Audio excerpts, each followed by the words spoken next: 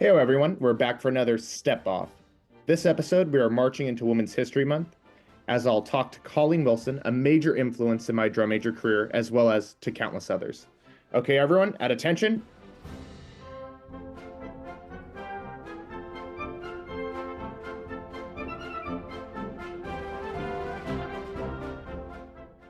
All right everyone, thank you for joining us today, and by the center, quick march, here we go.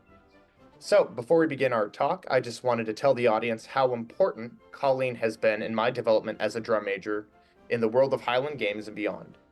Colleen was a person from day one who taught me the ins and outs of my own uniform, how to stand and march in the Scottish style, and most importantly, she taught me how to lead with strength and confidence in performance and in life. Please welcome Colleen Wilson. All right, Colleen. So, this is a tradition of our podcast. We're going to give you 32 counts to explain your life in the marching arts and beyond. We're going to give you 8 counts of prep. You ready? Yes. All right, let's do it. All right. My marching started in high school, 1970s. I became senior drum major and went on to win lots of awards. Many years later, in 2014, I got into Scottish drum majoring. 10 years later, after doing some amazing traveling and winning awards, gone to Victoria, gone to Edinburgh, gone to almost the entire Western United States, have met many wonderful people. And I am so excited to continue this journey until I shouldn't be doing it anymore. All right, let's get a round of applause for Colleen. All right. So you actually brought up something that was super interesting in your 32 counts that I wanted to touch upon. So just sort of to start off, so given your drum major career, what was it that brought you back to the role years after high school? Could you just sort of walk us through that? Absolutely. I was attending the Pleasanton Games regularly and working on the ops crew. Strangely, I did not know that there was a drum major competition. I watched that starting probably around 2012 or so. And every year I would watch it and go, ooh, I think I can do that. I think I can do that. And I would say that year after year. And my husband finally said, you know what? Let's get you a kilt, get off the stick and do it. So that's it. He got the kilt. I started with my first competition in Woodland in 2014. And I think I got some award. I can't remember. Anyway, it was a great experience and met some really awesome drum majors who are still in my life now. And what was really cool about this is that the following year, I competed in Pleasanton and I actually made the finals.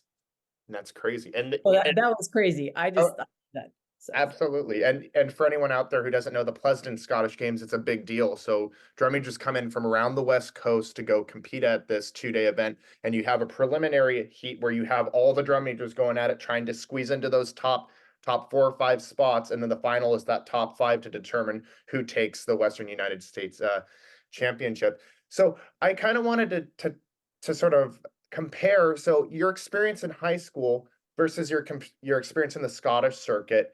How was that different for you, and how were there similarities? Because your skill set probably helped you get back into the swing of things, wouldn't you say? Yes, absolutely. The high school experience, of course, was doing L patterns and band reviews, and it was American style. So I had, of course, my peacock mace and all that. I did compete in L competitions. I lost a boyfriend over it because I was dating the senior drum major and I beat him. Ooh, ouch. So, but definitely took a lot of my experience from that and brought it into my Scottish style, which it was very difficult for me at first, even just learning how to beat time, going from right hand to left hand. I felt like I was crab walking. It was so frustrating, but I just kept at it because I really wanted to do it. But I have incorporated a lot of that flourishing into what I still do today. But I have also taken moves that I've seen other people do, and from having the opportunity to be in Edinburgh in 2022, and working with Bill Jordan and the great kids that were there, and you as well, Jack. I remember it well. Yeah, that was so much fun. Oh my So gosh. it had huge influence on my Scottish drum majoring. And when I was in high school, I was obsessed. My mom said I would spin in my sleep. And I feel like all the best are that way. We always had that. We always had a march playing. We always were in step, walking from class to class and whatnot. So you actually brought up your first competition, and I kind of wanted to hear some fun stories from that first competition. What was it like? What was that first taste of it like? Because I remember the first time that I went through competition, and I was sweating. I was sweating bricks. But you saw me. You saw I was a hot mess my first competition. Oh, everybody's a hot mess on their first competition, because there are so many things to remember. Absolutely. 16 counts, and you can spin for the first 16, or you beat time for the first 16, and you spin for the second. And what happens if you come into a counter march and, oh my gosh, just trying to not lose my stuff. And it was amazing. Dave Carberly was there, Brian Wilson was there, and lots of great support. And the whole Woodland experience was, I'm really sad that it's gone now, but actually it's coming back in a different type of venue, and I'm very excited about that. Yeah, but I'm excited to send the kiddos to it as well too, because Yes, we really absolutely. want to build up that Woodland Games, because Yes. Woodland, for our listeners, really served as a jumping platform before Pleasanton to get everything locked underway for that big event. Because again, Pleasanton is the Western United States Championship, so it was a good step into the pool before getting into the deep end. So I'm excited to help support that in any way possible in the future. So you brought up some good names about the people who helped you during your first few times through. So can we talk about who are your mentors, or who are your mentors currently in the Scottish circuit, and how was learning from them, and what was that experience like? I would say I've had several mentors, and just absolutely blessed to call these people friends. Dave Carberly, Kevin Conquest, Brian Wilson, Jim Harrington was an influence on me. Mickey Shaw gave me some really good advice. She said that if you're going to be good as a Scottish drum major, you should play an instrument in a pipe band. So I actually took up tenor drumming for a short time. And that's absolutely true. When you really learn the music that way, you understand as a drum major how this really works.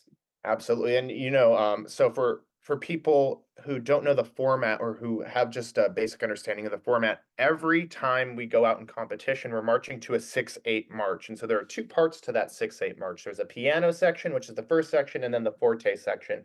And the thing about it is all the 6/8s, they kind of sound alike, but they have little bends and twists to them. So counting 16 counts, so each section is a 16 count phrase. And so starting to count can get you wrapped up in a bunch of wires, and especially when you go through turns, it can get really difficult to figure out if you're in piano or in forte. So I think one of the things that Dave, the person that you mentioned, really imparted on me in the beginning was the importance of having the feeling of the 6/8 as opposed to counting the 6/8. You should feel it, not necessarily be counting it. And Absolutely. and that took some time for you as well too. It took some time for me to figure that concept out. Yes, yes. And it has to be one of those things that as you move through and evolve through this process of going from beginning and into your, future as a drum major, not having to worry about counting anymore. I don't count anymore. That used to be an absolute must. It is not a must now. I know where the music is.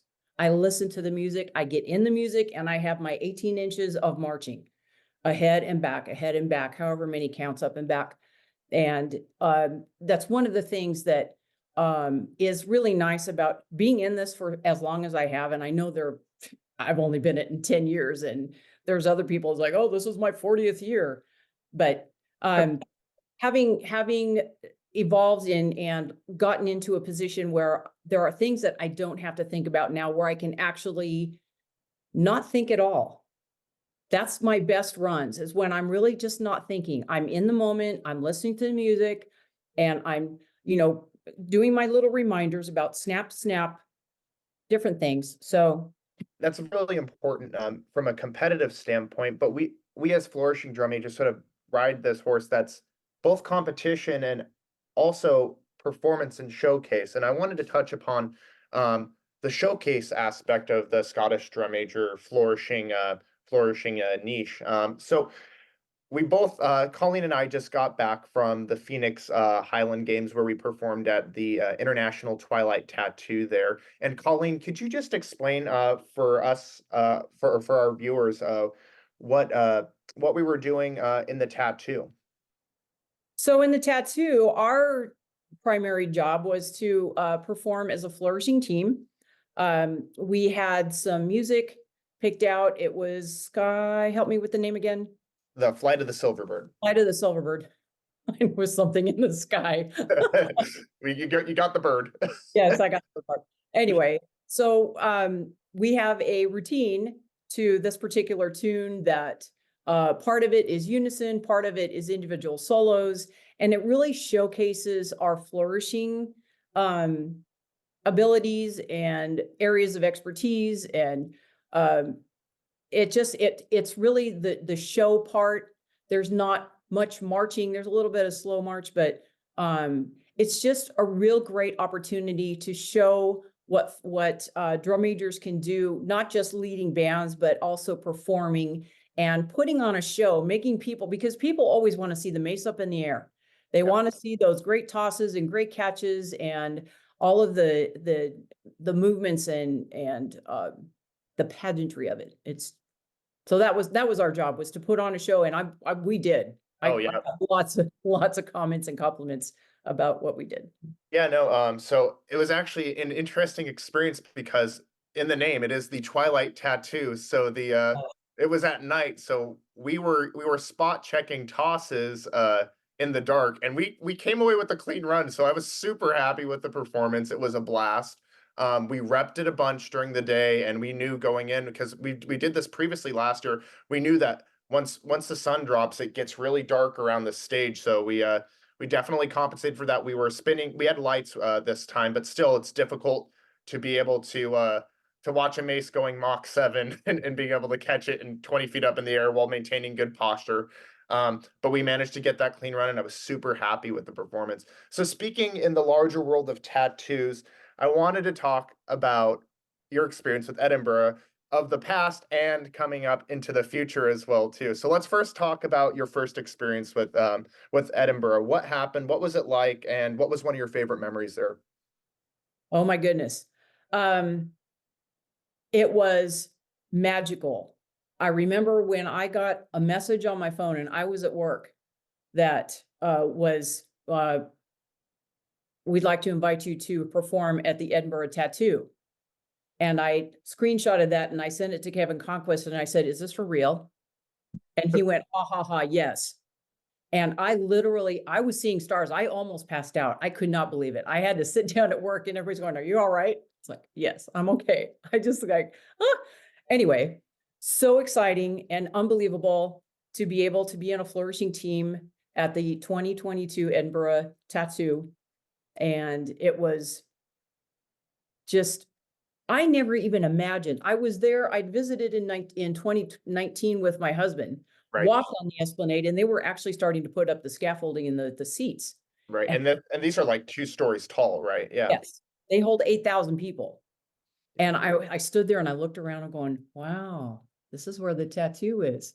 This is cool. Not even thinking that I would be standing on that Esplanade, 4 years, whatever later, and being there performing with you and some other very talented young drum majors. It was just amazing. So what was your favorite part? What was like the moment that made it for you in the 2022 tattoo? I have to say there were lots of favorites on and off the Esplanade, but I think one of my favorites it was during the finale, coming off the Esplanade and going through those 2 tunnels. Yes. That there are. So I was off to the left tunnel, and the other drum major would go through the right. Right. And we were just free spinning down the Esplanade during, doing all kinds of things, and people were clapping to Scotland the Brave and so on. And right before I got through the tunnel, because there was a crowd right ahead of me, I would do a power toss, and there's a video of me disappearing and then my mace kind of coming up and going back down and catching that and coming back through the tunnel. That was amazing. And just for the audience to hear as well too, there was one night we got a video of that. The mace like hit its apex, and then like 5 of the fireworks behind went off. It was like a perfect chain reaction, and I love that video, and I'll always remember it because everyone was dying laughing back down at the buses because it looked magical and it looked like perfect. So yeah, no, that was an absolutely awesome experience, and of course we had the opportunity to meet Princess Anne. That was an awesome experience as well too. I'll always remember that. And just being able to meet and learn from drum majors from different countries and see, although there are differences in each one of our styles or different interpretations of what one thing should be, we all can learn from each other, and we can take valuable information from those crossover moments, right? And I think that's the magic of the tattoo in total, is being able to be one sound and one unified human race for that month, right? And that's the magic of the tattoo for me.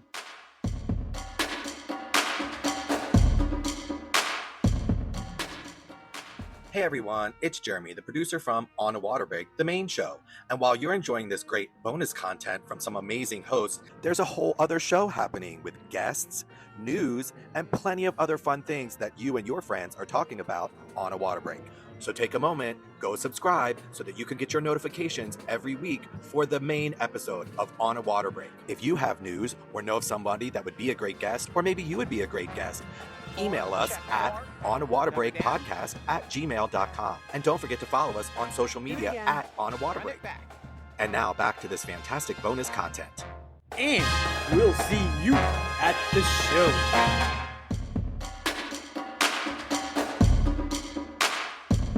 So looking forward to your future, what are you doing this upcoming August, may I ask? So this August, I will be performing in the tattoo as a regimental drum major, which I'm very excited about. It was so much fun watching when we were there, watching Kevin Conquest and the rest of the regimental drum majors and Kathleen are as well. And it's like, I need to go back. I want to do this again. And when I applied, I got a note from McKay that said, we're not having flourishing drum majors this year. And I said, I understand that. I'd like to apply as a regimental drum major. So Right. my application and made Got it through. There you go. So I'm very excited. It's going to be awesome. So could you explain for our viewers the difference between a regimental drum major and a flourishing drum major in the context of the tattoo?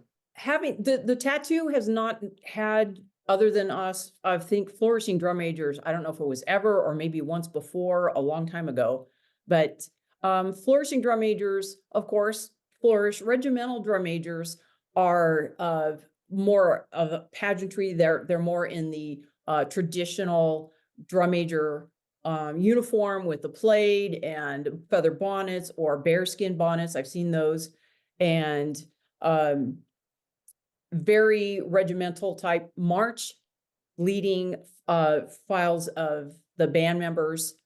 So it'll be the tattoo pipes and drums, which used to be Piper's Trail, but that name was changed some time ago. So now it's tattoo pipes and drums. And that type of leadership will involve leading files into various formations as the dancers are dancing and other things are happening while the pipers are playing the tunes that have been, sent to them to practice and perform. Yeah. And so I always heard about this, but I think it's silly misinformation that flourishing drum majoring is more difficult than being a regimental drum major. Why is that statement the most wrong statement out there? And can you kind of please explain that for our viewers and to individuals who say that? It's just a different beast, I think. Yes, I agree. People think, oh, wow, you're doing all that. And regimental drum majoring it's not simple. It's very, very strict. It's very military sometimes flourishing can get a little bit out of that, I Right. think, but, I agree. I agree. Absolutely. so, and is especially at the tattoo, there is a very important measure of uniformity. Yes. There cannot be your own style. It needs to be together. It needs to be matching. Everybody in step, everybody doing slow march exactly the same way. And, there's no deviating from that, which that takes a lot of concentration. It takes a lot of, knowing where your space is, knowing where other people are around you, and being together as a complete unit. When you're a flourishing drum major, you don't have that Right. necessarily. We're out there, we have our own space. We don't have anybody else to worry about. So I completely agree that it's its own beast. And I think there's a real focus on symmetry and execution, not only in the uniform, but in the marching and deportment. And that can get really difficult, especially when you're leading a mass pipes and drums of over easily 100 people, because all it takes is one file to be off, one person to be 4 paces ahead, and then the entire form breaks down or collisions happen, and that can't happen at an international event. So yeah, no, I think there's a lot of different factors. They're completely different, again, completely different beasts from each other that go into creating a performance from a regimental standpoint and then creating a performance from a flourishing standpoint. And I think there's value and knowledge in both forms, and being able to have both skill sets is very important, I think, for a drum major, because you're a more versatile leader that way. And as a result, you're more able to serve your band for any setting that they'll find themselves in, right? absolutely, absolutely. I have learned that there are drum majors out there that have not led bands before. And, when you put them in a mass band setting, it kind of shows, Absolutely. So that's why I've made sure that I've worked with some bands. I'm also the drum major for the City of Sacramento Pipe Band. We're Awesome. going to be marching in the St. Patrick's Day Parade, which is fun, but Yeah. still having the responsibility of leading a band is, I think, really important, as opposed to just being a drum major without a band, or not having any musical experience in a pipe band. I agree. And it's actually funny that you mentioned that, because Zach and I were talking about it. So we had the privilege, for our viewers' information, we had the privilege of leading a pipe band into the massed ceremonies this weekend at Phoenix. And Zach and I were talking about the importance of being able to just do it, right? Just being able to get in front of a band, make sure that everyone's lined up, make sure that it's a positive experience for the band, and just being able to go from the get-go, right? And I think that's a very valuable skill set, and that's the information that the competition, in my opinion, prepares you for. It's all that foundational stuff that bleeds over into the actual performance, so you can step in front of any band and help provide a sense of support and a positive foundation to build a strong performance off of. And so it was interesting, because something clicked at Phoenix for Zach and I, where we finally realized, like, so this is what it's about. It's not the competition. It's about the bands. It's right there, so that was an awesome learning experience for Zach and I. And I love the fact that it happened at Phoenix, and it was such a blast this weekend. I think it was just such an excellent run games, and the competition for our final heat across the board. I mean, we were talking about it the moment we stepped off. There was electricity in the air. It was just outstanding. Wouldn't you agree? Yeah, absolutely. I just get teary about it. I was telling my husband about it, and I said it was magical. And when I talked to Dave Coverly about it, and I just said, this thing happened, and he said, yes, that happened to me once too, with Brian Wilson and Jason Paggio. And I thought, good, I'm glad someone else has experienced this, because that was just amazing. It was. And I hope it happens again. And I'm sure, I love you and Zach so much. I just think you're awesome. And I love you too, Auntie. Love you too. okay, so back to some more pressing matters. Let's ask this: what's your favorite drum major move? Like, what's your favorite flourishing move? Like your go-to, like when things aren't like that you want to throw. oh, high toss. High toss all the way. Okay. Oh yeah, that's because I that was my thing in high school too. We used to have at band camp, USA Spirit camps, Santa Barbara, we would stand next to the dorms and have high toss competitions. And oh my goodness, I was the first female drum major at my school. And that was never like an issue, like, oh, girls shouldn't be drum majors or anything. No one ever said that to me. Right. And had they done that, I don't know how I would have reacted, but they didn't. And so high tosses in high school were just a kick because I pulled them off very well then. And You do now. still do. And being the mature woman that I am, it's just fun to surprise people with that. Oh, absolutely. And I think perfecting a high toss, getting it into that quad and 5 range and being able to land it, that's the beast, and just not flinch at all. That's the magic of the high toss, right? And it works every time. So now that we're sort of wrapping up here, I wanted to talk to you about one thing, looking to the future of the drum majoring leadership position in the art form. Where do you see the direction of the drum major competitions and the drum major leadership role going? Where do you want to see it go?